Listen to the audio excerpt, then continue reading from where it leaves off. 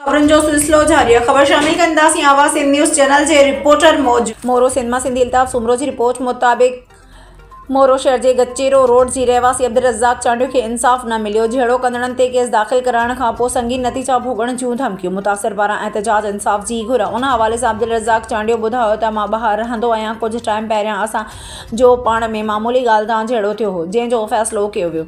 वरी गुज़िरियल कुछ ॾींहं अॻु मां नमाज़ पढ़ी घर अची रहियो हुयसि त पुठियां हमलो करे खंयो वियो, जंहिंजो केस दाख़िल करायो आहे। जंहिंखां पोइ असांखे धमकियूं ॾेई रहिया आहिनि।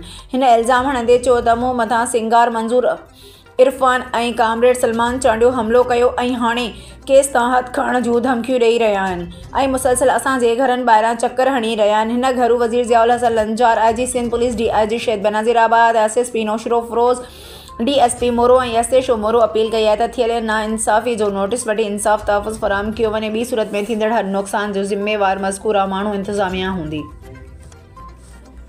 जीअं त मुंहिंजो नालो अब्दुल रज़ाक चांडियो आहे ऐं मां हितां जो रहाको आहियां। जीअं त कुझु ॾींहं पहिरियां चांडिया बिरादरी जा माण्हू कामरेड सलेमान चांडियो, सिंगार चांडियो, इरफान चांडियो, मंज़ूर चांडियो जिगरनि मूंखे हला करे अची मूंसां झेड़ो कयो, मुंहिंजे मग़ज़ में ॾाढा धक आहियूं ऐं मूंखे मारा चुका।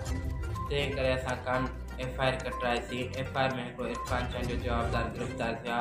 बाक़ी जवाबदार कामरेड सलेमान चांडियो, सिंगार चांडियो, मंज़ूर चांडियो बासर माण्हू वठी असांखे धमकाए रहिया आहिनि। केस तां हथ खणो न त तव्हां सां ॾाढो बुरो थींदो ऐं तव्हांखे जानी नुक़सान पहुचाईंदासीं। जी दां असां थाणे ते खणी विया आहियूं। इहा दां बि असां दर्ज कराई आहे। असांजो IG सिंध, DIG शहीद बेनज़ीराबाद, SSP नौशरो फ़िरोज़, DSP मोरो, SHO मोरो मोहतरमा ज़ियाउल हसन लंजार साहब खे अर्ज़ु आहे त असां सां इंसाफ़ कयो वञे।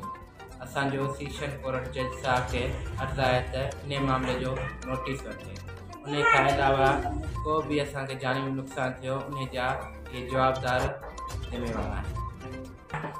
छाकाणि त जेॾीमहिल असांखे हू धमकाए रहिया आहिनि इन जा ज़िम्मेवार